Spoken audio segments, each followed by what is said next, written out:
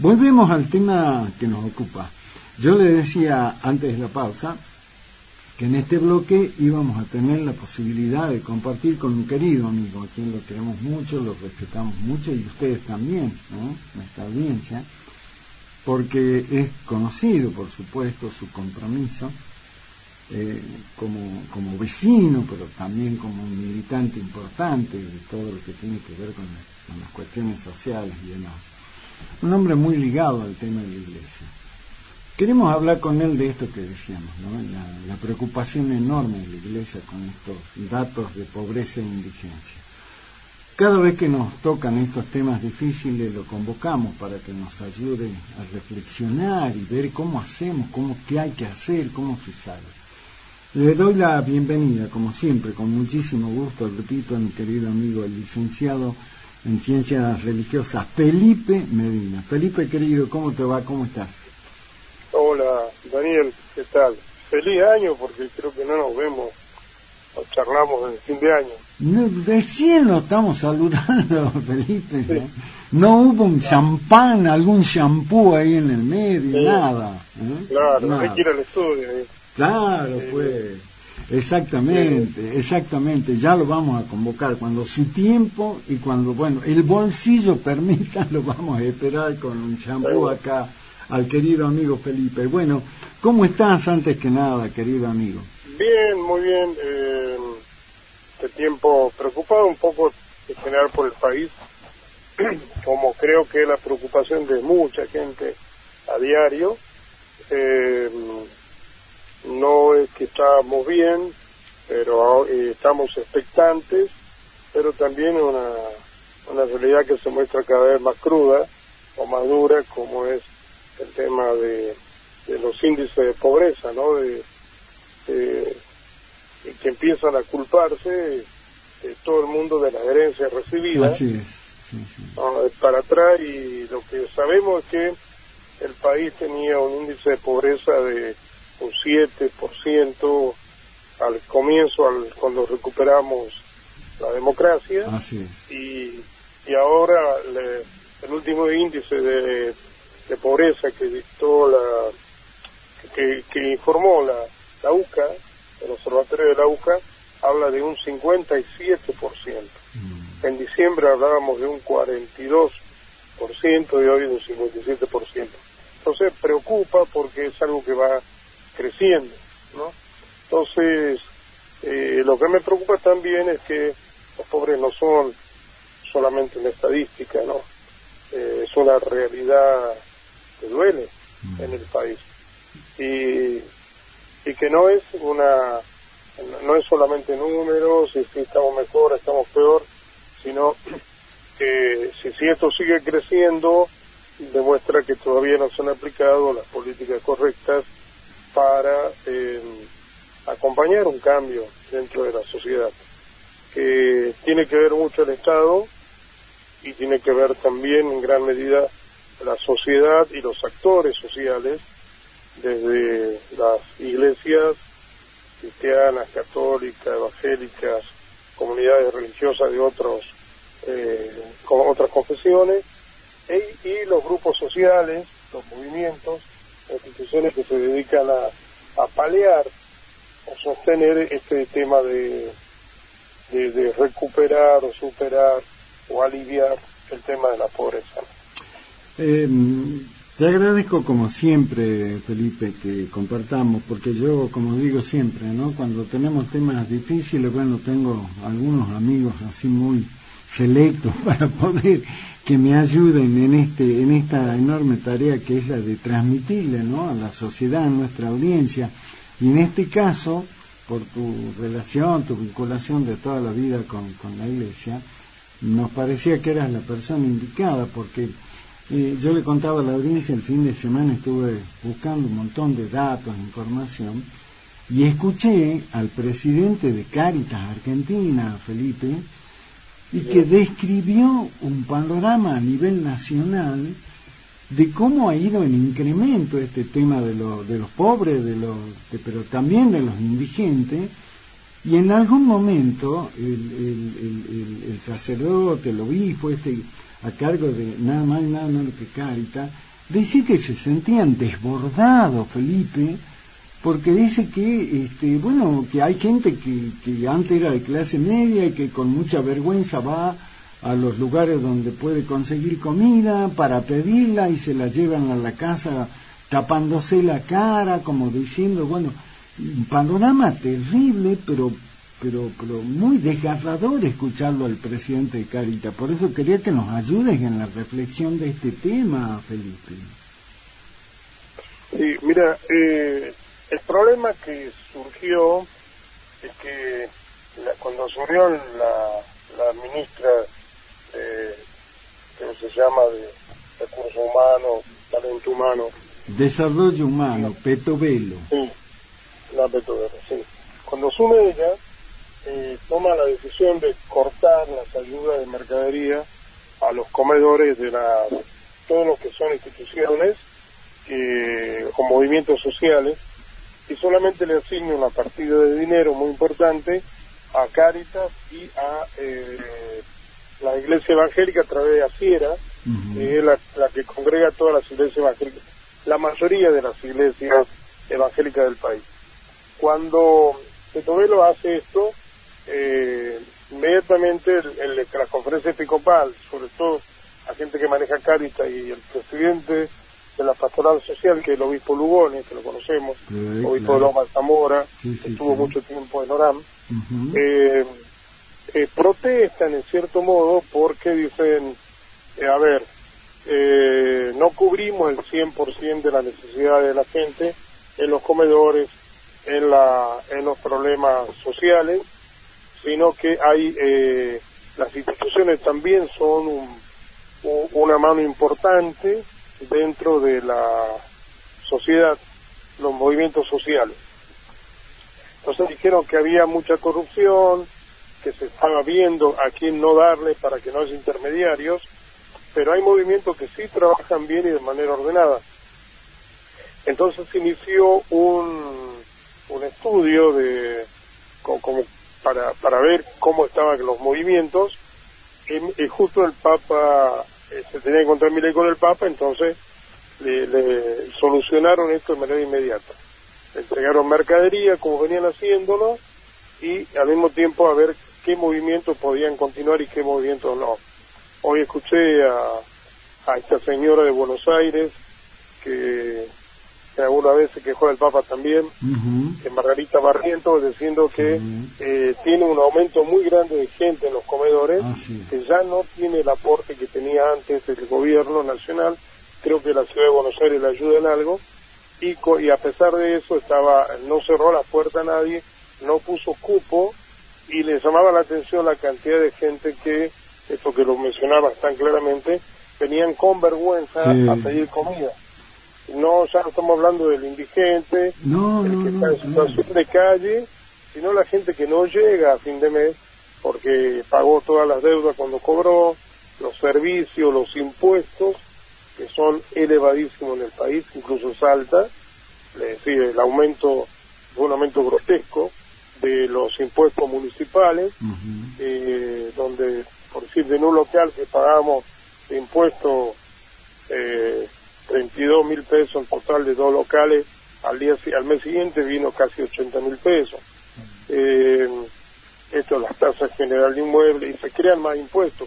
Un impuesto que se creó en un momento aquí hará 5, 6 o 7 años, de ayuda en caso de emergencia para protección de bienes, son 208 pesos, eso era antes, no sé, ahora creo que aumentó, y era paliativo para un momento y se quedó. Como el IVA que era del 19 al 21. Provisorio para siempre, como pasa en este país. Es provisorio, dice, pero es para siempre. Es por un año y se quedó para siempre. Entonces yo creo que este es un problema grave, que también es una forma de corrupción. No solo el corrupto que roba, sino el que pone pesadas cargas a la gente que no puede cumplir. Ahora, esa lista de pobreza, en este momento la engrosan los sectores medios. ¿Y qué sí es denigrante? Porque el hombre que trabaja todos los días, que va, paga su boleto, va al lugar de trabajo, cumple los horarios, llega a su casa, cuando llega a fin de mes cobra su sueldo, y apenas apenas le alcanza para pagar los impuestos, algo para comer, y encima tiene niños, y no llega a fin de mes, llega a mitad de mes. Entonces esto demuestra que hay una inequidad entre la presión del Estado en cuanto a impuestos, en cuanto a servicios, precios de servicios, si liberan todo como se viene haciendo, bueno, y los sueldos quedaron estancados, esto hace una desproporción muy grande en la sobrevivencia. Entonces la gente no puede vivir de esa manera. Ahora, yo creo que el Estado sí es importante. El Estado debe regular y acompañar estos procesos de cambio y debe vigilar esto, porque el Estado tiene que ser garante de que se administren bien. Ahora, si en 40 años de retorno de la democracia nosotros hemos logrado generar una casta pesada, una casta cara de políticos y su descendencia, entonces, bueno, vamos a tener problemas siempre, porque antes la carrera política era un servicio desinteresado, y da la impresión que hoy es una forma de tener trabajo seguro o enriquecerse. Cuando voy a emprender algún trabajo, o estar en una empresa privada, siempre me decían algunos amigos, no, tenés que meterte en el Estado, que es garantía de que vas a tener una buena jubilación.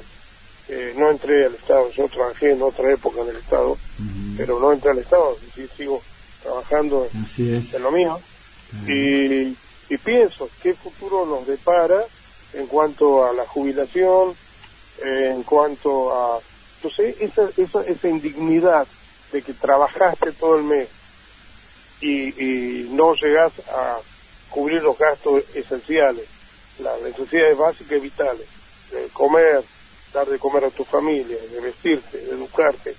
No hablemos ya de un recreo o un tiempo libre, ir a un cine o comprar un libro o ir de paseo a algún lugar. Es decir, yo lo pienso en la gente que tiene muchos niños, por ejemplo, o hijos adolescentes, donde las demandas, los gastos son mucho mayores. Y toda esa gente no llega. Entonces eso te hace indigno, genera depresión, genera desánimo, y lo mismo le pasa al tipo que laburó toda la vida, estuvo siempre aportando, sabía que su dinero va un dinero para una caja, y a la hora que para jubilarse te aparecen con una moneda, y ahí aguantátela. Si gente que tiene que salir a buscar laburo, hacer changas. Ahora, esto sí, yo creo que el Estado, ya otros dicen, no, el Estado no tiene que hacerse cargo. No, el Estado tiene que controlar de que haya justicia. Y esta es la preocupación. Hay justicia. Si los chicos no comen, si no la gente no está serena, no, tampoco va a haber paz. Yo el otro día en una entrevista dije, al final podemos terminar en una eclosión tan grande donde puede haber un enfrentamiento social, y usé la palabra guerra civil. Obvio que me llovieron después por privado pregunta que afine un poco lo que quería decir, y la lucha de pobre contra pobre, era porque hablamos de que el Papa le preocupó que los sistemas de control del Estado sobre las manifestaciones, que es verdad que a todos nos molestan. Yo viví años trabajando en Jujuy, hacia Tartagal, en Ceorán, padeciendo los cortes de ruta de Milagro Sala, y no me agradó, es decir, no me gustó, no nos hacía bien, perdíamos días enteros, a veces en la ruta con la mercadería arriba del vehículo, pero tampoco creo que el camino sea un sistema represivo duro, cruel o violento, porque entonces generaría más tensión y más violencia. Yo creo que es el punto al que no tenemos que llegar nosotros en este momento. Es lo que les preocupa también a la Iglesia, es decir, que no sigamos tirando de la cuerda para que terminemos en una especie de eclosión social donde haya enfrentamientos violentos que se pueden haber evitado, ¿no? Exacto.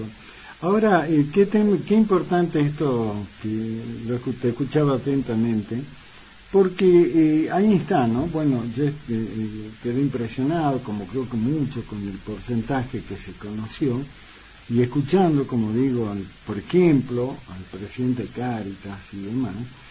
Y la pregunta que yo me hacía es, bueno, hoy indudablemente, Felipe, al menos creo yo, de parte de mi ley hay un estado abandónico, digo yo, como decir, bueno, si tenés algún problema, arréglatela como pueda, pero entonces, ¿qué hacemos frente a esto?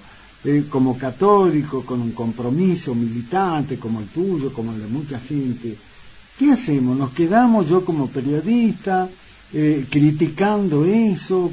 ¿Qué podemos hacer como para, dentro de lo que se pueda, mitigar esta situación que una cosa es hablar y otra cosa es vivirla, ¿no? ¿Qué se puede hacer frente a este escenario, Felipe? Yo, desde la fe, cito a Tobías, ¿no? En la Biblia, cuando dice, no aparte tu rostro del pobre. En general nosotros tratamos de evitar, es decir, hasta nos resulta molesto que alguien vaya y te toque el timbre y te pida comida todos los días, hasta preocupante, o pasar por algún lugar y ver situaciones de mucha miseria. Uh-huh. Está el mendicante que siempre va a pedir, el que está acostumbrado a vivir, digamos, de la dádiva, pero hoy hay gente que no le alcanza, que tiene vergüenza, como decía, de mostrarse, de pedir, pero yo creo que en este momento los que nos decimos creyentes, tenemos que pensar qué podemos hacer de manera concreta para aliviar el sufrimiento del otro, ¿no? A veces una palabra de aliento, hay gente que se deprime y la depresión lleva a la desesperación y también al suicidio. Hay muchas variantes que se van a ir levantando, ¿no? Como picos en esta crisis, más allá de un enfrentamiento o de un clima de violencia. Yo creo que la discusión era siempre ¿qué hacemos? ¿Le damos el pescado o le enseñamos a pescar o le damos una caña? Yo creo que las tres cosas son importantes hoy. Darle una caña, es decir, el Estado ayudar a generar un ámbito legal para las empresas, de manera que la gente pueda tener trabajo, porque yo escucho políticos, escucho empresarios, todos hablan de que hay que generar urgente fuentes de trabajo, ¿no? Que debemos generar fuentes de trabajo. Yo decía, pero bueno, ¿pero qué? ¿No? ¿Qué hace falta en nuestro país, en este lugar? ¿Qué hace falta en nuestra provincia? ¿Qué tipo de trabajo podemos generar? Y bueno, y eso es una tarea también del Estado,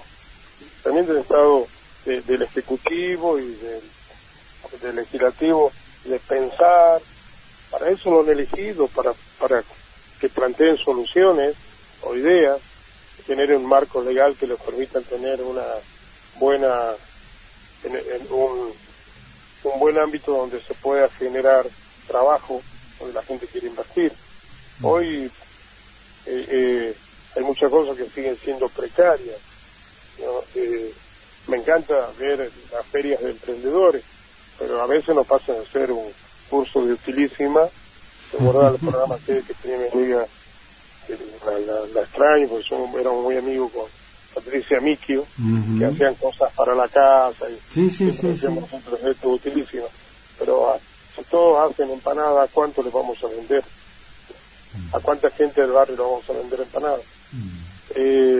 Yo creo que esos son paliativos, pero hay que tener soluciones de fondo. La mayoría en el país, muchas provincias viven del Estado, viven del erario público, no son provincias industriales. Claro. ¿Cuántas provincias industriales tenemos en el país? No. Entonces, por eso te digo, replantear de crear trabajo y decir, bueno, y tampoco me voy a quejar, hay gente que dice, no, este país no sirve, los vagos que mantenemos, no mantenemos ningún vago. Yo no creo que nadie se sienta bien cobrando un plan sin hacer nada, o tener que ir a pedir comida en una institución, en la puerta de una iglesia o en algún movimiento, porque la dignidad del hombre tiene otra estructura, producir lo que come, ¿no? Pablo, en la Biblia dice que no trabaje y que no coma. Pero también dice que la comunidad se reunía, compartían el pan. A nadie dice lo hecho de los apóstoles, nadie pasaba necesidad, porque todos se preocupaban por aquel que tenía hambre, aquel que tenía problemas, aquel que no tenía vestido, aquel que necesitaba un consejo, una orientación. Entonces, creo que como católicos, como cristianos, como creyentes, tenemos que fortalecer este sentido de solidaridad, de no mirar hacia afuera, distraídos, no apartar el rostro de los pobres. Y los pobres no son solamente el que vive cerca del vertedero, el que está viviendo en una villa, el que está en situación de calle. También pobre puede ser un amigo, un vecino, un ex compañero de trabajo que se quedó sin su pan, se quedó sin su sueldo, se quedó sin su trabajo. Entonces, creo que hoy, más que nunca, tenemos que ser solidarios, acompañarnos uno a otro. Esto es una... Y después exigirles a las autoridades que trabajen para lo que lo han elegido, sea quien sea el partido que sea. Tienen que cumplir su compromiso de pensar en los demás, en todos.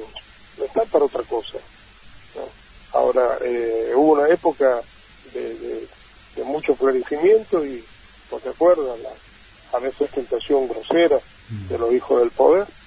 Bueno, este es tiempo de austeridad, tiempo de mucha austeridad, tiempo de pensar en los demás, tiempo de ser solidario y después que se tenga ideas, porque la comparta, que las practiques, que haga con cosas concretas.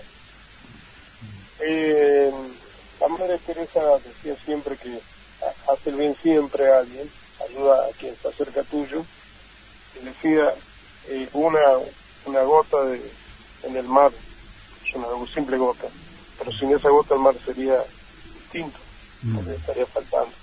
Nosotros podemos hacer algo por alguien, como ir sumando. Que cada uno ponga su gotita, ¿no? Que cada uno ponga su gotita.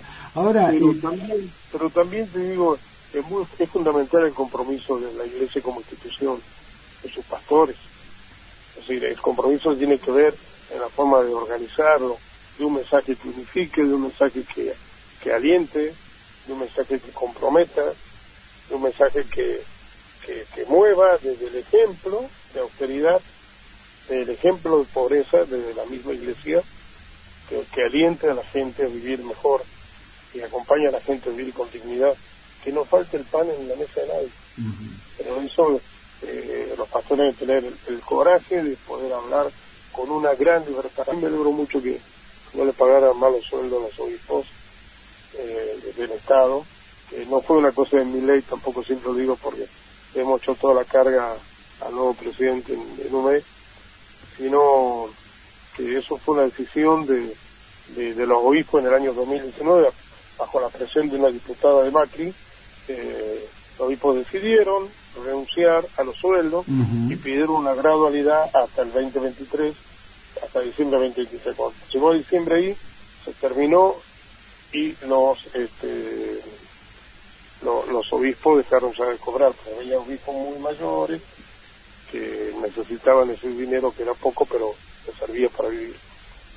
Dijeron, bueno, no, en eso ya solucionamos todo esto, y me alegró porque también le da mucha libertad a los pastores para hablar claro. A veces cuando dependían a veces de un sueldo, no te digo, tuvimos obispos muy valientes, pero capaz que algunos tenía un poco de temor, tengo que ver qué digo, cómo lo digo.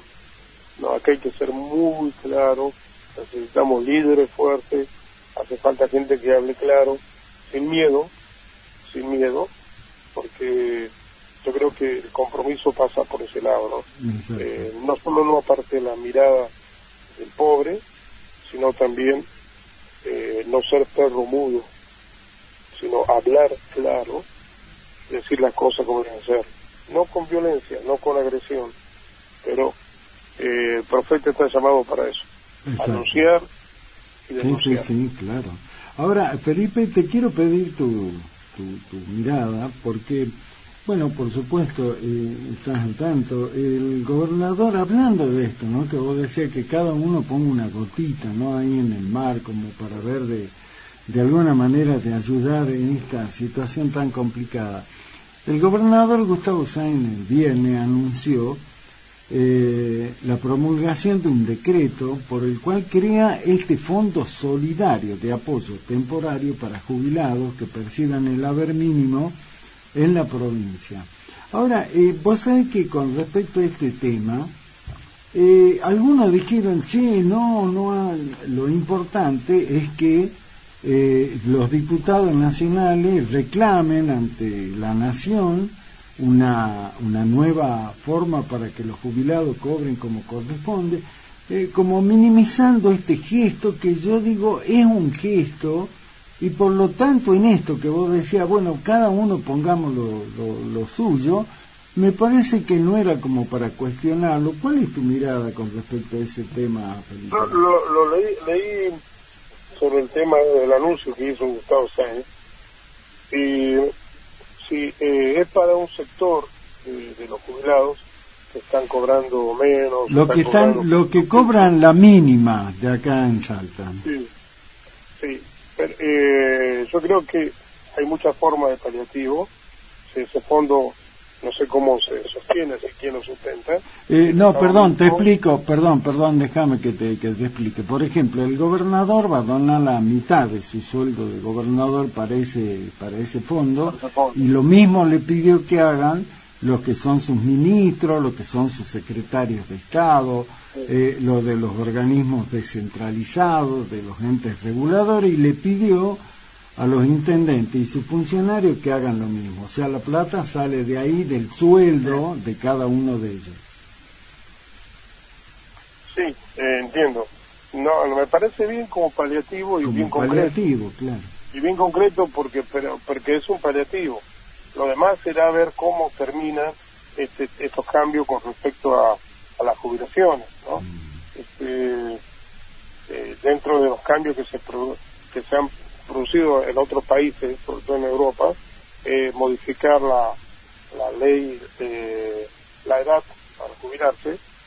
Yo siempre digo que hace falta pocos años y que tenía que uno con un andador a trabajar todavía, hablando de acá unos años, ¿no? Claro. Porque si siguen modificando alguna cuestión al modelo europeo, sobre todo los países más de derecha, vamos a terminar complicado, ¿no? Porque es cierto, hay un desfasaje entre los aportantes y los que cobran, porque la expectativa de vida son mucho mayores, ¿no? Mayores ahora, claro. Entonces eso hace que la persona de 80 años siga cobrando, 90 años siga cobrando, y bueno, no está mal, al contrario, que bien. Ahora, ¿cómo se va a manejar eso? Tiene que seguir un criterio de justicia, que significa darle a cada uno lo que le corresponde. Eso es justicia. Y sí me preocupa de gente que aportó toda la vida, aportó bien, y hoy está cobrando monedas. Exacto. Y no hay actualizaciones, y sí hay una serie de paliativos a los sectores más despojados, que los que cobran la mínima por diferentes razones, porque algunos cobran la mínima porque no han aportado nunca y se han jubilado para ir pagando de a poco después. Entonces yo creo que el sistema tiene que ser justo, ¿no? O aportaste, se tiene que jubilar bien. No, jubilarse, jubileo, es como un momento de fiesta de la vida, se llama una plenitud. Claro. Y la jubilación termina siendo un dolor de cabeza. Claro, un castigo, ¿no? Un castigo. En vez de ser una fiesta, entonces eso sí es una preocupación. No, me parece bien la decisión que tomó Gustavo Sáenz y en crear esto, pero es un paliativo porque no soluciona los problemas de base. Tenemos que tener un marco legal justo, claro, para que sea de verdad jubileo y se respete también una justicia distributiva. Licenciado Felipe Medina, mi querido amigo, como siempre, gracias por prestarte a estas reflexiones. Como digo, hay temas muy duros, muy complejos, y siempre es bueno tener la palabra, la reflexión de alguien, en este caso como vos, sobre estos temas que son pero tan delicados, tan sensibles, desde tu perfil, desde tu perspectiva humanista, Así que bueno, la idea será que sigamos charlando de todas estas cosas. Ojalá que la situación mejore, mi querido amigo. Sí, recuerda esa frase que la usó el Papa el 14 de noviembre que celebró el Día Mundial de la lucha contra la pobreza. Y él dice: no aparte el rostro del pobre. Y como cristianos o creyentes, tenemos que activar fuertemente nuestra actitud de solidaridad. Es decir, tengo que ser solidario con el que está al lado, al próximo. El que está al lado no basta con ir y, digamos, dejar lo que nos sobra o lo de descarte, sino compartir lo que tenemos. Y hay mucha gente que más que en este momento no solamente necesita un paliativo de manera económica, sino más que nada con aliento, porque la persona que está en situaciones críticas de pobreza es como una persona que no sabe dónde está parado, y no tiene horizonte, pues no sabe hacia dónde va. Y yo creo que en la vida la dignidad nos exige a nosotros tener un horizonte claro y saber dónde estamos parados y cómo vamos caminando, ¿no? Y lo otro es como volverse sobre uno mismo y encorvarse en la vida y no mirar a lo lejos. Y tarea nuestra como cristianos es esa, ¿no? Acompañar, a no perder la esperanza jamás, y mostrar de manera efectiva, concreta, real, que somos capaces de ayudar, de paliar. Entonces, en este sentido, si la intencionalidad del gobernador de crear este fondo especial y con los recursos que él ha asignado, parece fantástico. Yo creo que es un modelo a seguir, ¿no? Un abrazo, Felipe, gracias como siempre. Gracias. Chao, querido, chao.